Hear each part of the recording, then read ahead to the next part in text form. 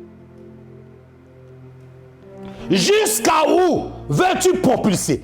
La tunique que que Jacob donne à Joseph est une propulsion divine. Est une prophétie.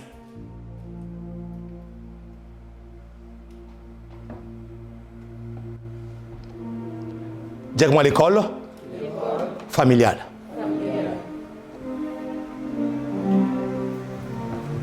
C'est une prophétie.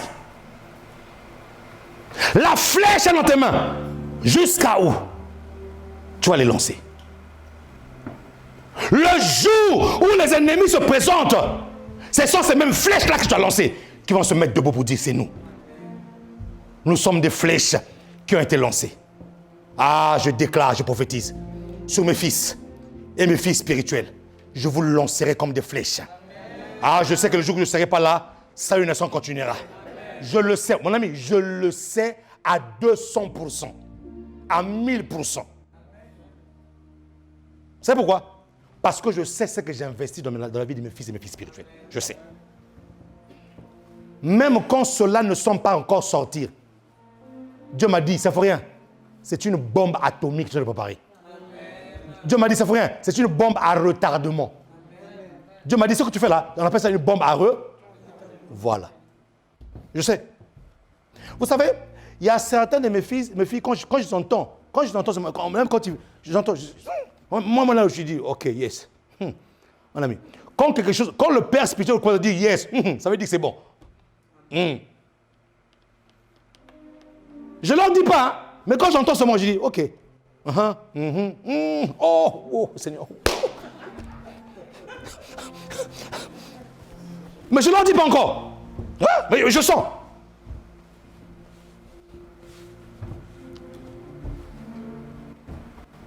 Les fils sont des flèches dans les carquois d'un guerrier.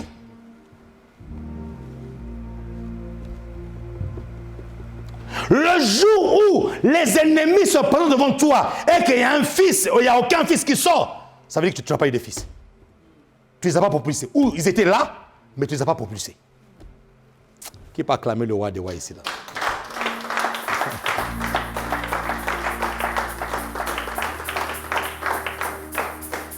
Je termine. Pour que Joseph puisse commencer sa destinée a commencé avec l'alliance qu'il avait avec son père. Fils spirituel de cette nation. Vous voulez commencer votre destinée? Quelle est l'alliance que vous avez avec le père de la maison? Oh!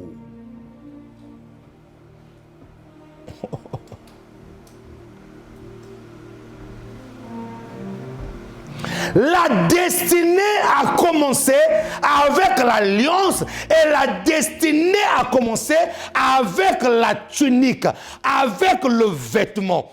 Toutes les personnes qui viennent ici à l'église, mais pas seulement qui viennent à l'église, mais qui en même temps sont exposés à mes enseignements. Mais non seulement exposés à mes enseignements, mais qui les pratiquent tous les jours, sont en train de recevoir un vêtement sur leur vie. Je vous dis la vérité. Le vêtement qu'ils reçoivent, ce n'est pas comme la tunique, un vêtement physique, mais je suis en train de les habiller. Lorsque tu es exposé à une onction, lorsque tu es exposé à une parole qui est donnée, tu dois te revêtir de cette parole-là. C'est ça qui va te qualifier pour la prochaine étape de ta destinée. Est-ce que je parle clair là? Il y a des gens qui ne seront jamais propulsés à leur destinée parce qu'ils ne revêtent pas la tunique.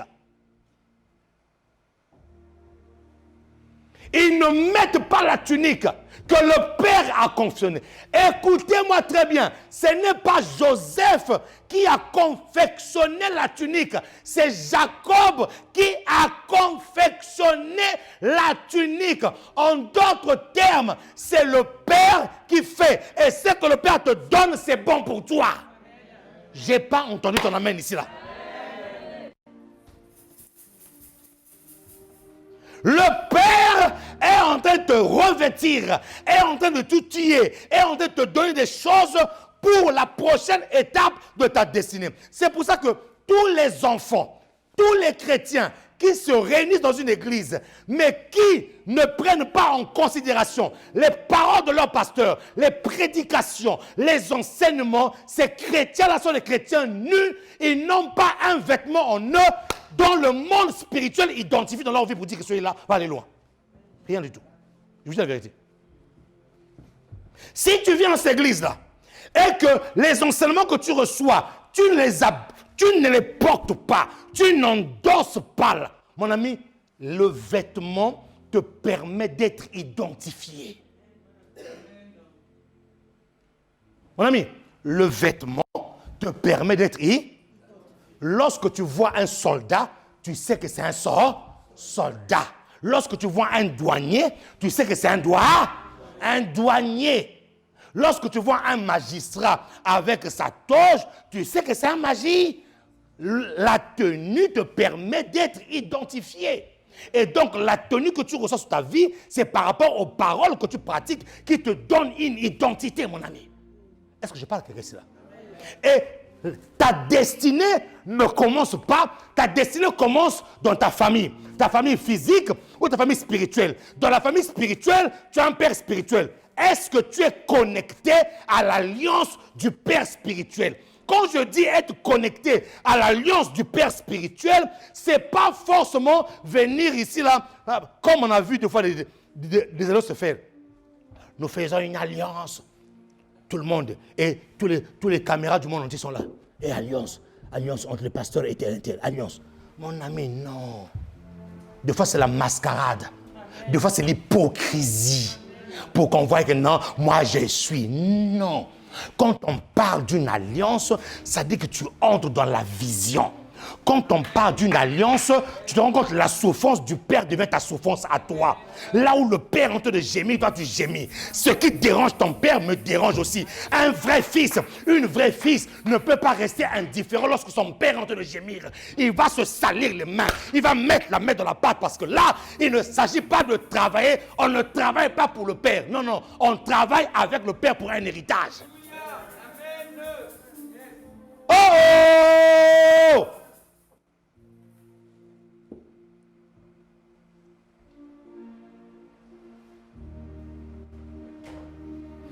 Est-ce que des personnes qui sont prêtes à être propulsées dans leur destinée sont prêtes à entrer dans l'alliance? Joseph est rentré dans l'alliance. Joseph pouvait dire, ah non, cette tunique-là, non, oh, elle est moche, je ne l'aimais pas. Non, il est rentré dans l'alliance. Et il a accepté que son père prophétise de chaque étape de sa vie. Les couleurs de la tunique, c'était des étapes. Il a accepté ça. Lorsque vous voyez un fils et lorsque vous voyez une fille sous laquelle tu prophétises des choses, tu dis des choses pour que ces choses arrivent. Toi, le père, tu dis des choses, tu prophétises, tu propulses. Et que cette fille-là a toujours des choses à dire. Quand toi, tu prophétises sur lui, il y a un danger quelque part. Joseph, oh Seigneur, mon ami, j'en parle moi-même, mais c'est profond. Ce que je vous dis là, mon ami, c'est profond. C'est le Père qui identifie la destinée. Le Fils ne se fabrique pas sa destinée. Je vous expliquerai ça le dimanche prochain. Je vais aller plus en profondeur. Je vais vous démontrer pourquoi est-ce que Dieu fait ça.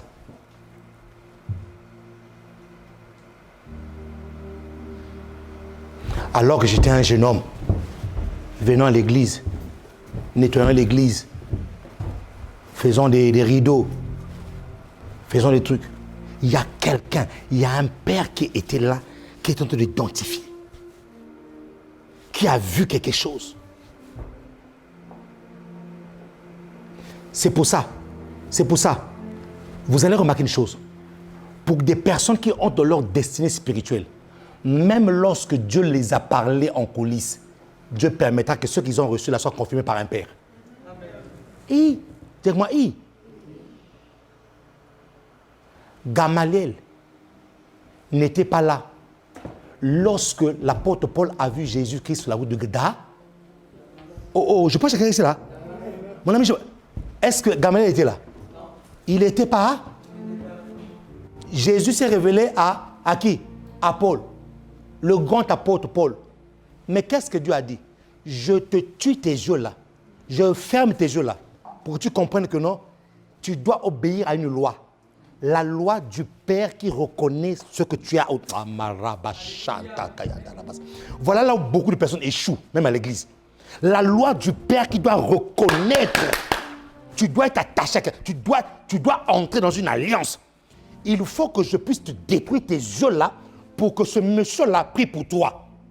Tu es l'apôtre Paul. Je me suis révélé à toi. Mais ce que j'ai dit là, je dois respecter le principe du géniteur, le principe du père. Je dois t'introduire quelque part. Tu dois être né quelque part dans une famille. J'ai été rencontré. Tu as rencontré Dieu toi-même, tu étais à la montagne. Dieu t'a vu face à face. Oui, moi personne m'a rencontré. J'ai vu Dieu moi-même face à face. Continue. Non, mais vous savez, il y a des choses.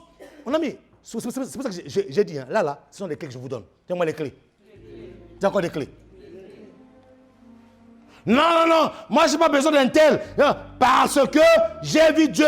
Ce jour-là, j'étais seul, face à face. Écoute-moi très bien, l'apôtre Paul était seul aussi, face à face. Est-ce que je parle à quelqu'un ici là?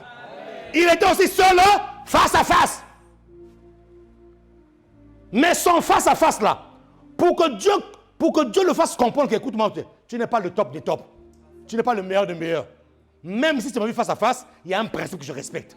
Je te tue tes yeux là, va chez Gamaliel, il va prier pour toi. Waouh!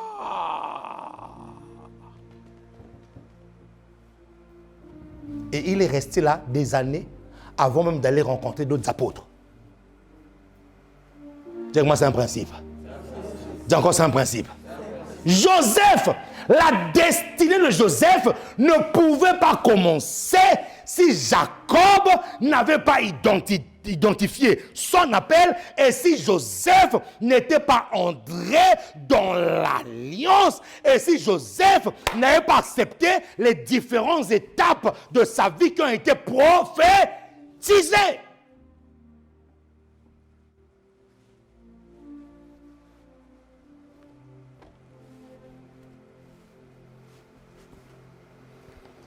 Quand je prophétise sur ta vie, quand j'annonce des choses sur ta vie, ces choses-là te positionnent dans une autre direction de ta destinée.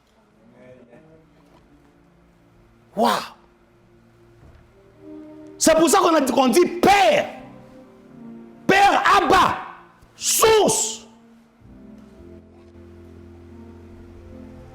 Quand tu rentres dans l'alliance du Père, ta destinée commence. Je vais l'expliquer en profondeur, mon ami. Je vais l'expliquer en profondeur. Quand tu déshonores l'alliance du Père, tu mets un frein à ta destinée.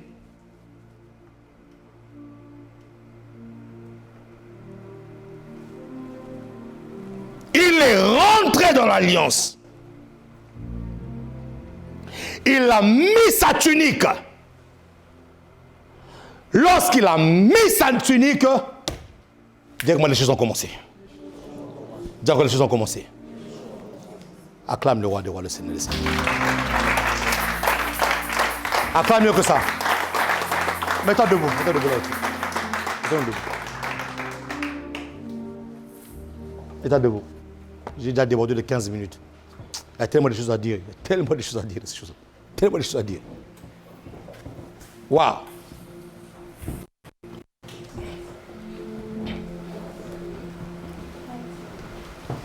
Si Dieu t'a positionné dans cette famille spirituelle qui est salut des nations, écoute-moi très bien, et que tu rentres dans l'alliance de cet hôtel,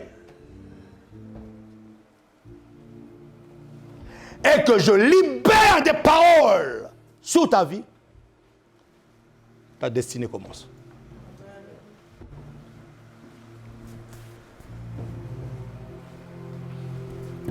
C'est pour ça que j'ai souvent dit, ne vous mettez pas sous l'autorité d'une personne que vous aimez pas, que vous critiquez. C'est un danger pour vous. La leçon familiale. La première école de Joseph, c'est dans sa famille. La première école de Joseph, c'est l'école où on identifie l'appel, où on identifie ce que tu es. C'est l'école où tu établis des alliances avec le Père. C'est l'école où tu te revêts du vêtement que le Père te donne. Tu n'as pas choisi ça, mais on te le donne.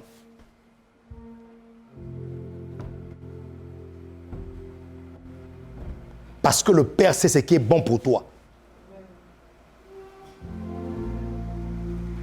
Lorsque je prie Dieu pour une parole qui va être sortie ce matin, c'est parce que Dieu a estimé que c'est bon pour toi. Ah oui. Donc tu dois l'endosser. Tu dois l'enfiler comme un costume. Tu dois le mettre sur toi. C'est ça qui va te donner une identité pour demain. Garde tes mains élevées. Père, merci pour ta grâce. Merci pour ton amour. Merci pour ta parole. Merci pour cette introduction d'aujourd'hui. Merci parce que tu es en train de nous positionner. Tu vas nous enseigner pendant ces 7 écoles. Tu vas nous apprendre des choses. Tu vas transformer nos vies. Tu vas nous faire entrer dans notre destinée. Au nom de Jésus, les saints disent Amen.